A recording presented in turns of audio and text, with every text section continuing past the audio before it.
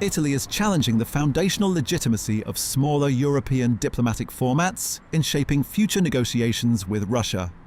Addressing lawmakers in Rome, Prime Minister Giorgia Meloni argued that restricted coalitions of individual capitals lack the collective mandate to represent the wider European Union, calling for a single, formally authorized representative instead. In any serious peace scenario between Ukraine and Russia, several conditions depend on Europe, concern Europe, affect Europe, and it is up to Europe to negotiate them. What I mean is that our firmness toward Russia must not turn into diplomatic blindness or self-exclusion. The criticism is directly aimed at the informal E3 grouping of Britain, France and Germany, which recently outlined core ceasefire conditions in London, including security guarantees and the freezing of Russian assets. However, diplomatic observers point out the inherent limitations of the format. Britain is no longer an EU member, while central regional players like Italy and Poland remain excluded from the inner circle.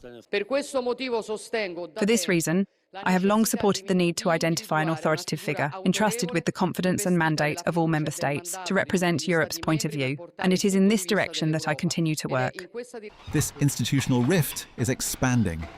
Polish Prime Minister Donald Tusk echoed Rome's concerns, stating that Warsaw's critical position on NATO's eastern flank makes its exclusion impossible to justify. Analysts emphasize that for Poland, the issue is immediate physical security, while for Italy, it is a direct pushback against Paris and Berlin, directing EU policy without broader institutional consensus. The urgency for coordination is heightened by ongoing diplomatic shifts in Washington.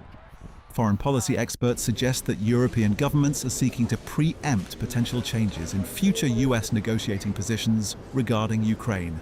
However, individual diplomatic initiatives from the E3 capitals continue to face resistance from member states demanding a unified institutional approach, with no single official holding a comprehensive mandate to negotiate post-war orders on behalf of the entire bloc. This institutional dispute is set to be a key point of coordination at the G7 summit in Evian next week, where European leaders will attempt to align their diplomatic frameworks.